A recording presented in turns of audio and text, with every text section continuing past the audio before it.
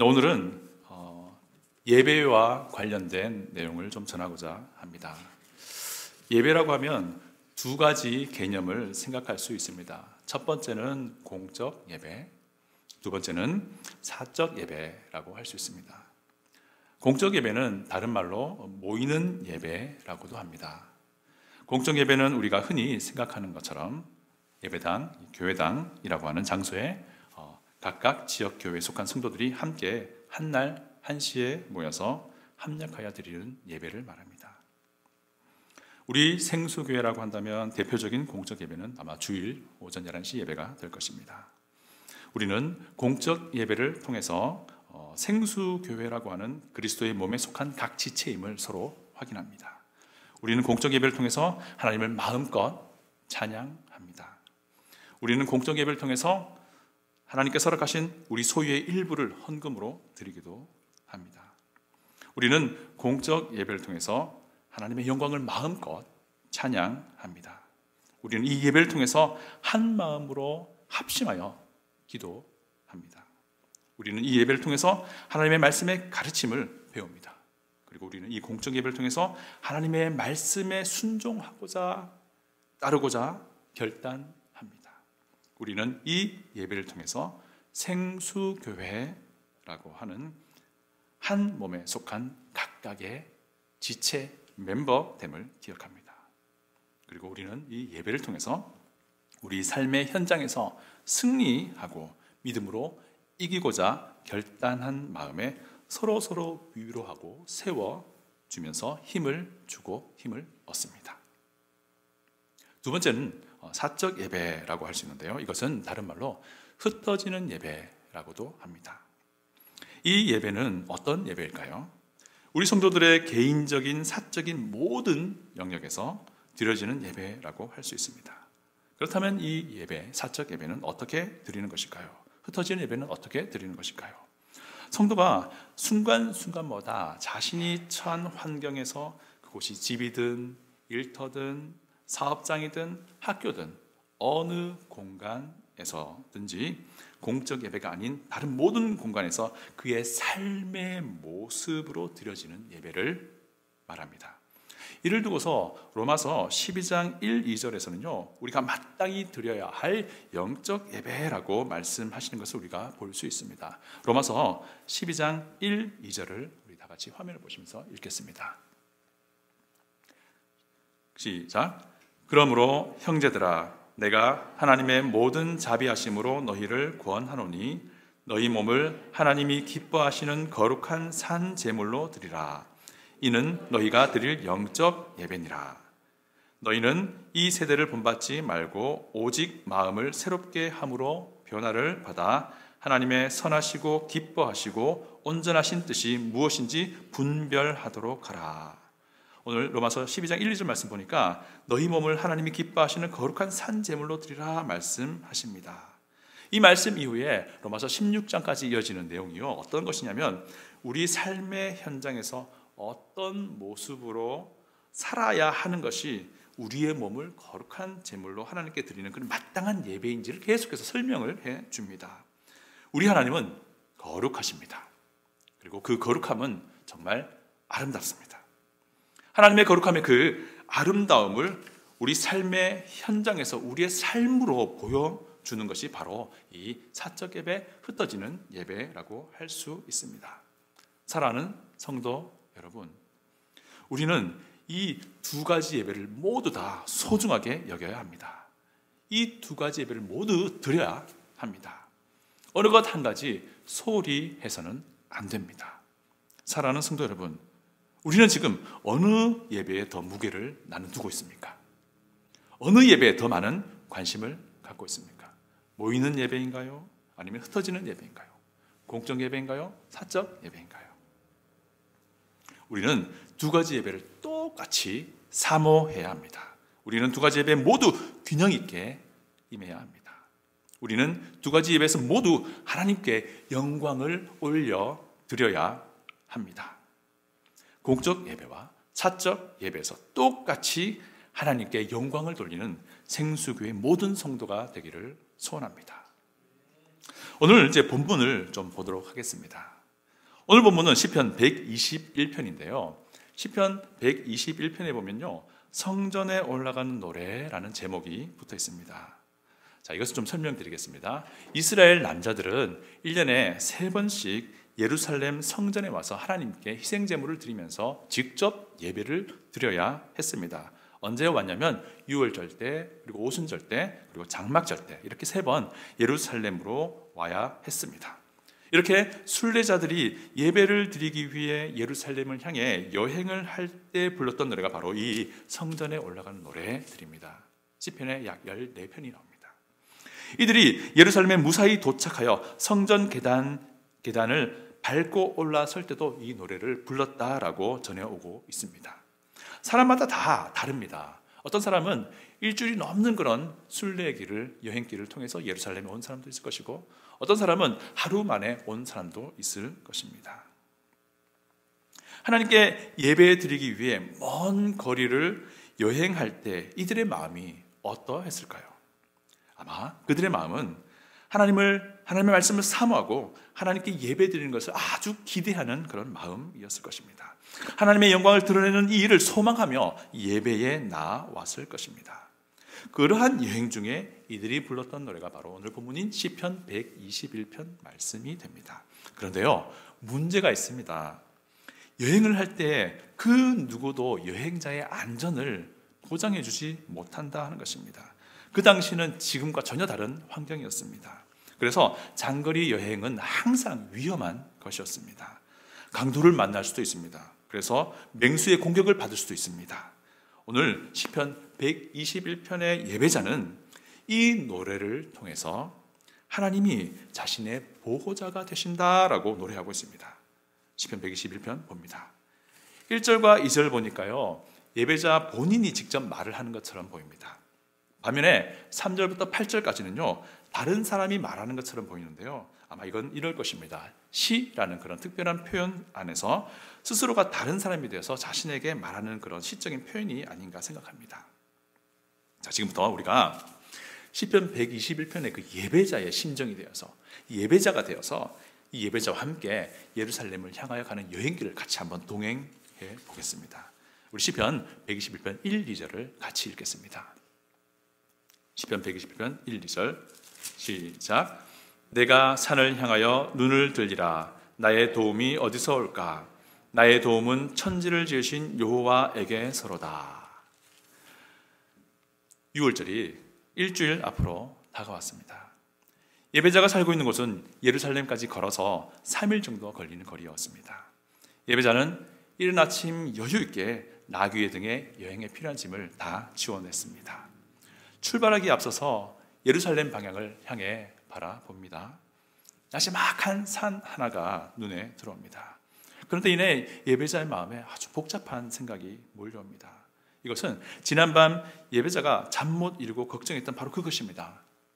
그럼에도 불구하고 한편 예배자 마음은 한껏 기대감으로 가득 차 있습니다. 하나님의 임재하시는 그 예루살렘 성전에서 직접 하나님께 예배를 올려드릴 수 있다는 그 기대감이 가득합니다. 그런데 동시에 걱정이 몰려옵니다. 예루살렘을 향한 장거리 여행 중에 있을 수도 있는 그 위험한 상황이 걱정된 것입니다. 그 여행 중에 강도를 만날 수도 있고요. 그러면 모든 것을 다 빼앗길 수도 있습니다. 생명의 위협을 받을 수도 있습니다. 또 맹수를 만나서 그 맹수에 찢겨 죽을 수도 있습니다. 가능한 위험을 다 생각해 보니까 마음이 정말 무거워집니다. 예배자는 무거운 마음으로 고개를 든 것입니다. 멀리 보이는 그 나지막한 산이 다시 눈에 들어오는데 갑자기 이런 생각이 들어옵니다. 누군가 좀 도와주면 좋을 텐데, 누군가 나를 좀 도와주면 좋겠는데 라는 생각이 듭니다. 그러면서 또 이런 생각이 듭니다. 맞아, 내가 지금 이 예배하러 가는 것은 바로 하나님을 예배하러 가는 것인데, 맞아, 그 하나님이 저 나지막한 산을 만드시지 않았나. 하나님은 저 산만 아니라 이 모든 만물, 우주 만물, 천지를 창조하신 분이시잖아. 그 하나님을 내가 예배하러 가는 길인데, 천지를 만드신 하나님이 나에게 도움을 주실 거야 라는 생각을 하게 됩니다. 이렇게 생각하니까 예배자의 마음이 안정감이 생기고 평안함이 몰려옵니다. 나의 도움은 천지를 지으신 여호와께 오는 것이 분명해 라고 예배자는 생각한 것입니다. 이렇게 생각하니까 마음이 한결 가벼워졌습니다. 우리 3절과 4절을 같이 읽겠습니다. 시작. 여호와께서 너를 실족하지 아니하게 하시며 너를 지키시는 이가 졸지 아니하시리로다. 기쁜 마음으로 여행을 시작했습니다. 그런데 어느덧 해가 뉘엿뉘엿 기울어 갑니다.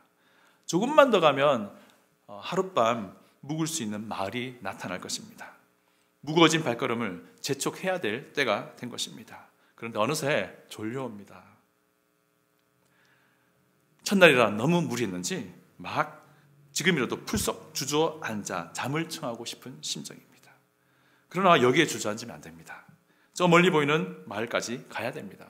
졸린 눈을 꿈뻑꿈뻑거리며 계속 걸어갑니다. 그러다가 그만 돌부리에 발이 걸립니다. 휘청거리며 넘어질 뻔했습니다. 그런데 다행입니다.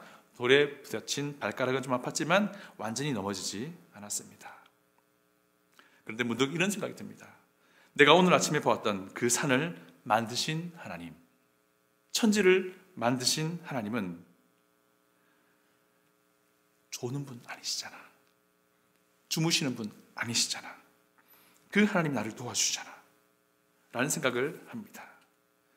내가 돌부리에 걸려 넘어질 뻔했을 때 넘어지지 않고 다시 설 수 있었던 것은 하나님께서 나를 붙들어 주신 것이야 라는 생각을 하게 된 것입니다. 하나님은 나를 지키시는 분이야. 이런 하나님을 내가 지금 예배하러 가잖아. 하나님이 지키실 것을 다시 한번 확신합니다. 그리고 예배자는 한결 가벼워진 마음으로 무사히 그 마을에 도착합니다. 그리고 하룻밤을 묵게 됩니다. 우리 5절과 6절을 읽겠습니다. 시작. 여호와는 너를 지키시는 이시라. 여호와께서 내 오른쪽에서 내 그늘이 되시나니 낮에 해가 너를 상하게 하지 아니하며 밤의 달도 너를 해치지 아니하리로다. 다음 날 아침이 됩니다. 계속해서 여행을 시작합니다. 아침에 가벼운 마음으로 여행을 시작했는데 점점 날이 막 뜨거워집니다. 오늘은 특별히 광야지대를 통과해야 하는데 벌써부터 햇살이 막 강렬합니다. 땀은 계속 흘러내리고요. 그 짠내나는 땀이 눈 속으로 들어오니까 눈이 따갑습니다. 그래서 이내 소매로 그 눈에 들어간 땀을 훔쳐냅니다. 너무 덥고 태양빛이 강렬하니까 겉으로 드러난 피부가 이제 빨갛게 익기 시작합니다. 예배자 마음이 참 힘들어집니다. 이런 생각이 듭니다. 아니 이런 고생을 하면서까지 내가 예루살렘 성전에 가서 예배를 드려야 하나? 그러자 예배자는 이내 정신을 차리고요. 이런 생각합니다. 아니지. 하나님을 예배하는 것이 얼마나 소중한데, 하나님을 예배하는 것이 얼마나 감격스러운 일인데, 예배자는 다시 하나님께 집중합니다. 그러던 중 조그마한 구름 하나가 바람에 밀려 태양빛을 살짝 가렵니다. 예배자는 잠시나마 구름이 만든 그늘에 감사합니다. 그러다가 이내 태양빛이 나타나고 다시 뜨거운 햇빛이 피부를 자극합니다. 그래도 우리 예배자는요, 이를 악물고 앞으로 걸어갑니다. 그리고요, 저 멀리 바라보게 되는데 웬일인가요? 오아시스가 보이는 겁니다. 나무 몇 그루가 보이고요, 우물도 보입니다. 예배자는 서둘러 나무 그늘 밑에 앉아서 달콤한 휴식을 취합니다. 그러면서 이런 생각 듭니다.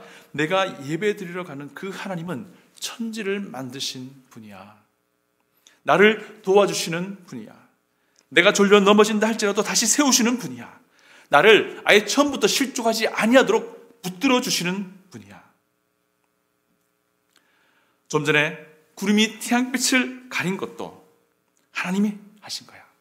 그래, 하나님이 내 옆에 계신 거야. 내 오른편에 함께 계신 거야. 지금 내게 오아시스를 만나게 하시고 허락하신 분도 바로 그 하나님이야.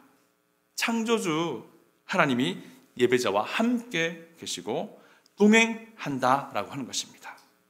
예배자 마음에 평안이 몰려오기 시작합니다. 예배자는 소망합니다. 예루살렘 성전에서 하나님의 임재가 있는 곳에서 하나님께 예배드리는 것, 그것에 대한 기대감으로 소망을 하게 됩니다. 예배자는 하늘을 또 바라봅니다. 나뭇잎 사이로 내려오는 한 줄기 빛을 바라보면서 문득 이런 생각 듭니다. 낮에 해가 나를 상하게 하지 못하고 밤에 달도 나를 해치지 못할 것이야. 자, 이 말은요, 이 인근 토박이들이, 이 인근에 살고 있는 사람들이 자기를 공격하지 못할 것이다 라고 하는 것입니다. 이 당시 사회에서는요, 신들이 자신의 부족, 자신의 공동체, 자신의 나라를 지킨다라고 생각했습니다. 그 신들이 자신들에게 풍요를 준다라고 생각했습니다. 그래서 어느 부족이든지 어느 공동체든지 어느 나라든지 자신만의 신이 있었다는 것이죠. 눈에 보이는 어떤 피조물을 자신의 신으로 삼았던 것입니다. 그 대표적인 신이 바로 태양과 달이었습니다. 예배자는요, 주변에 어떤 무리가 자신을 공격해 온다 하더라도 하나님께서 지키시고 보호하실 것이라는 것을 확신하게 된 것입니다. 또 어떤 의미가 있냐면요, 낮에는 항상 해가 있습니다. 그리고 밤에는 항상 달이 있습니다. 이것은 24시간 전체를 다 의미한다라고 할 수 있습니다. 예배자는 자신이 깨어있는 시간이든 잠자는 시간이든 항상 하나님께서 자신을 보호하시고 지키신다라는 확신을 노래하는 것이었습니다. 예배자 옆에 하나님이 동행하신다라고 하는 것입니다. 이렇게 생각하고 나니까 신이 납니다. 그리고 이 예배자는 다시 계속해서 연기를 갑니다. 7절과 8절을 다 같이 읽겠습니다. 시작. 여호와께서 너를 지켜 모든 환난을 면하게 하시며 또 내 영혼을 지키시리로다. 여호와께서 너의 출입을 지금부터 영원까지 지키시리로다. 결국 우리 예배자는요, 예루살렘까지 무사히 도착을 했습니다. 그리고는 예루살렘 성전의 계단을 한 걸음 한 걸음 밟고 올라갑니다. 그러면서 이 7절과 8절을 노래하는 것입니다. 여호와께서 너를 지켜 모든 환난을 면하게 하시며, 여호와께서 나를 지켜서 지금까지 있었던 모든 환난 가운데 나를 구원해 내신 것이야. 내 영혼을 지키시리로다. 나의 영혼을 하나님께서 지켜주실 것이야.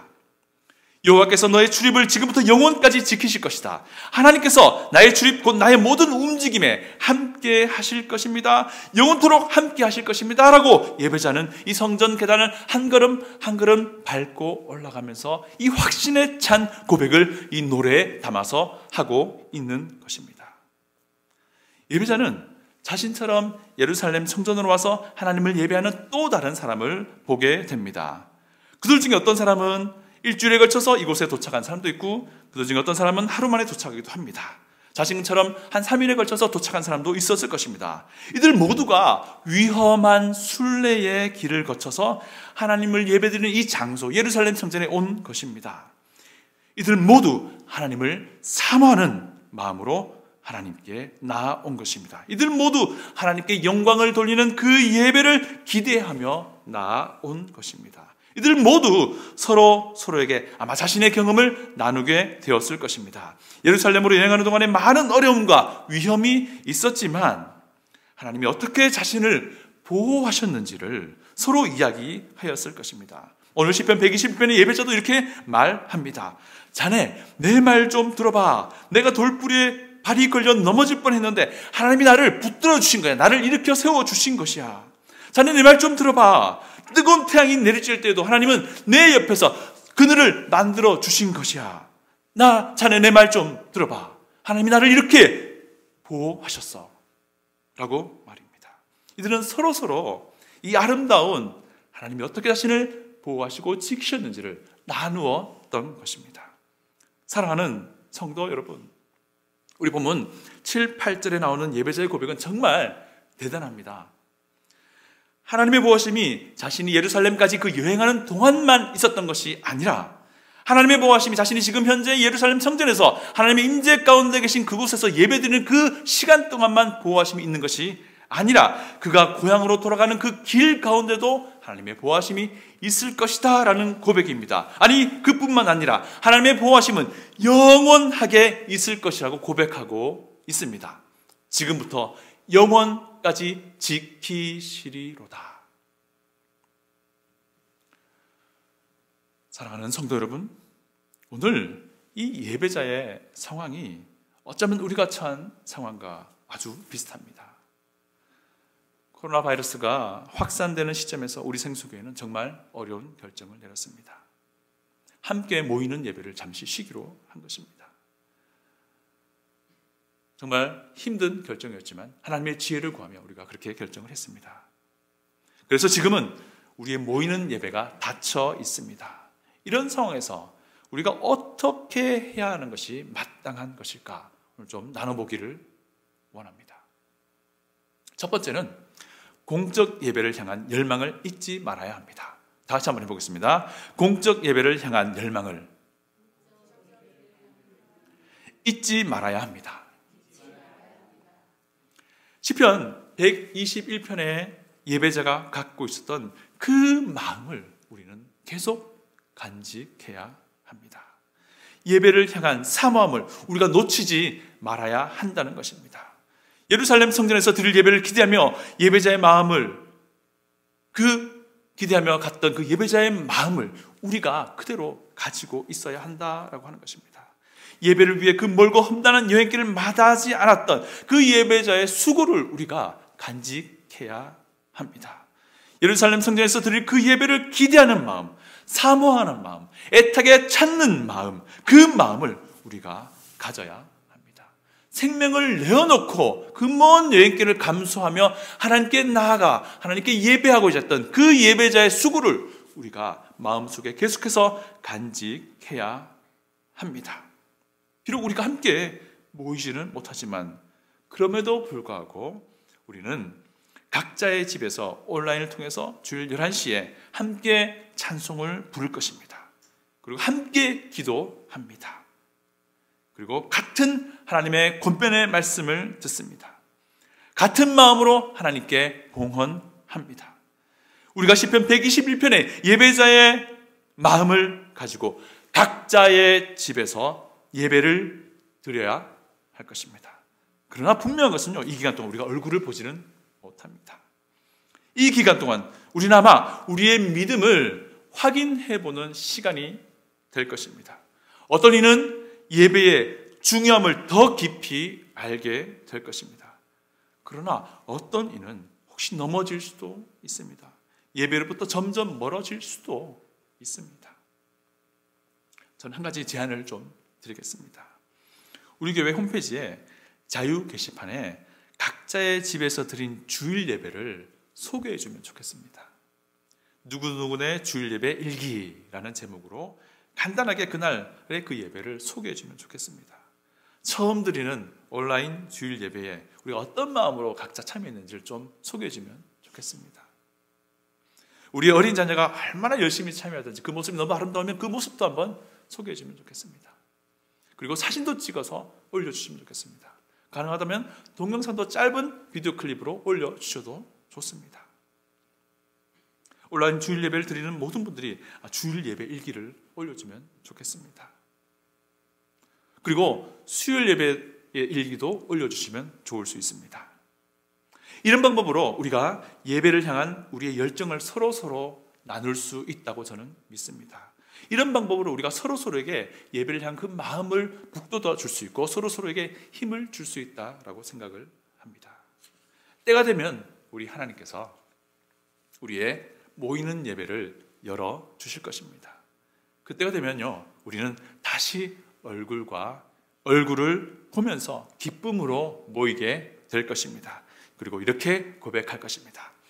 사실 우리 집에서 나 혼자 예배 드릴 때 너무 힘들었습니다. 그런데요, 예배를 향한 그 열정만큼 내가 잊지 않으려고, 하나님을 향한 그 사랑만큼 내가 잊지 않고 간직하려고 몸부림쳤습니다. 그랬더니 하나님께서 지금까지 나의 믿음을 붙들어 주고 계셨습니다. 그래서 이제는 기쁘게 고백합니다. 하나님께서 참된 예배자를 영원토록 지키신다는 것을 내가 이렇게 고백을 합니다. 그래서 이제 내 영혼이 더 풍성해지고 내 믿음이 더 견고해졌습니다 라고 이 고백을 우리가 그때 나누기를 원합니다.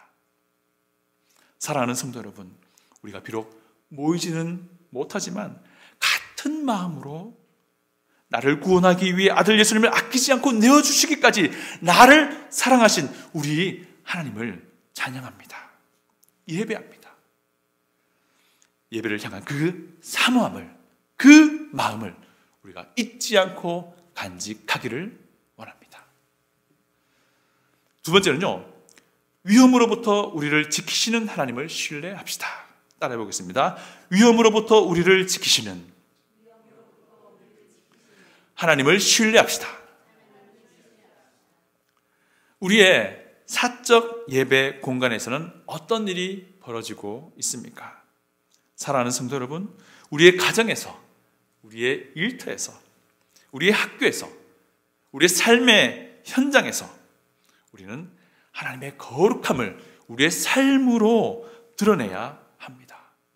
우리는 우리 삶의 현장에서 성실하게, 정직하게, 선하게, 정의롭게 우리 예수님의 성품을 드러내야 합니다. 더 나아가서 공적 예배가 닫혀 있는 이때에 가장으로서 우리 가정을 인도하는 자로서 우리 가정에서 드리는 예배에 얼마나 내가 헌신되어 있는지도 스스로 돌아보아야 합니다. 가정에서 예배가 이제 세워져야 한다라고 저는 믿습니다. 지금은 우리가 사적 예배에도 동일하게 목숨을 걸어야 할 시점인 것입니다. 그런데 우리가 잘 아는 바처럼 우리 삶의 현장은 모든 것이 많이 변해버렸습니다. 코로나 바이러스로 인해서 예상치 못한 상황을 맞게 된 것입니다. 사적 예배의 공간은 모든 것이 다 변화되었습니다. 학생은 학교에 가지 않습니다. 온라인으로 수업합니다. 나태해지기 쉬운 환경이 되어버린 것입니다. 집에 있는 시간이 많아지게 되었습니다. 그러다 보니 집안이 갑갑하게 여겨지기도 합니다. 아이들이 학교를 가지 못하니 일하는 어머니들은 곤란해집니다. 아이들을 맡아줄 곳이 필요한데 찾기가 어렵습니다. 연로하신 어르신들은 어떻습니까? 그나마 주일 예배 때 외출을 하는데 그것마저도 못합니다. 얼마나 답답할까요? 사람들을 만나서 친교를 해야 되는데 그렇게 하지 못합니다.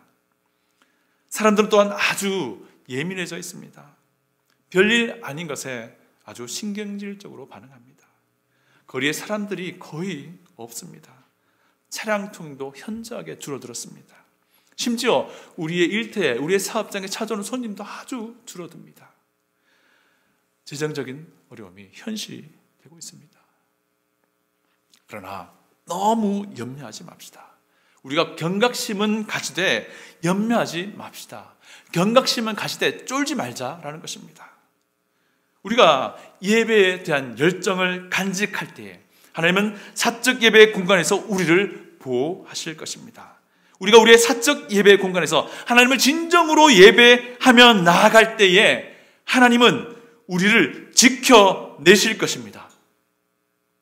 우리가 우리의 사적인 예배 공간에서 우리의 삶의 현장에서 하나님의 거룩함을 우리의 삶으로, 우리의 행동으로, 우리의 발걸음으로, 우리의 손으로, 우리의 입술로, 우리의 마음으로 드러내며 살 때에 하나님은 우리를 분명하게 보호하실 것임을 믿습니다.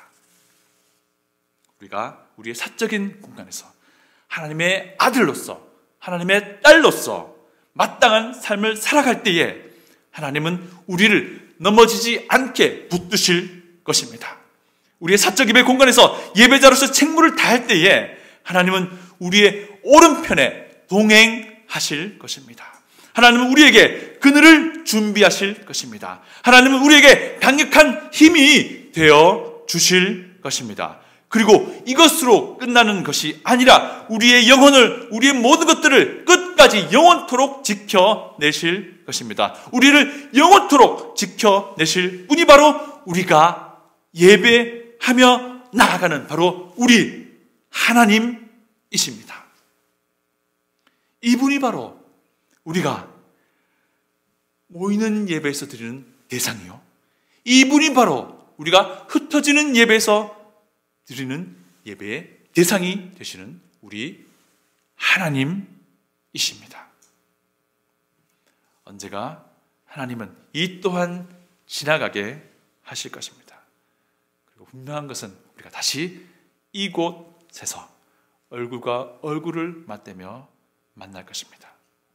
우리가 이렇게 간증하기를 소원합니다. 내가 하나님을 예배하고자 하는 그 마음을 간직하고자 몸부림쳤더니 하나님이 나의 마음을 지켜주셨습니다. 하나님이 나의 믿음도 지켜주셨습니다. 하나님이 나의 가정을 지켜주셨습니다. 하나님이 나의 일터도 지켜주셨습니다. 그리고 하나님이 우리 교회도 지켜주셨습니다. 내가 예배를 향한 열정을 잊지 않으려고 애썼더니 하나님이 나의 오른편에 항상 계셨음을 내가 이렇게 기쁨으로 간증하며 고백합니다. 낮의 해와 밤의 달이 나를 해치지 않도록 하나님이 나와 함께 하셨습니다. 이 선하고 아름다운 간증을 나누게 될 그 날을 바라보기를 원합니다. 분명한 것은 우리 하나님이 우리와 함께 하신다는 것입니다. 다 같이 기도하시겠습니다.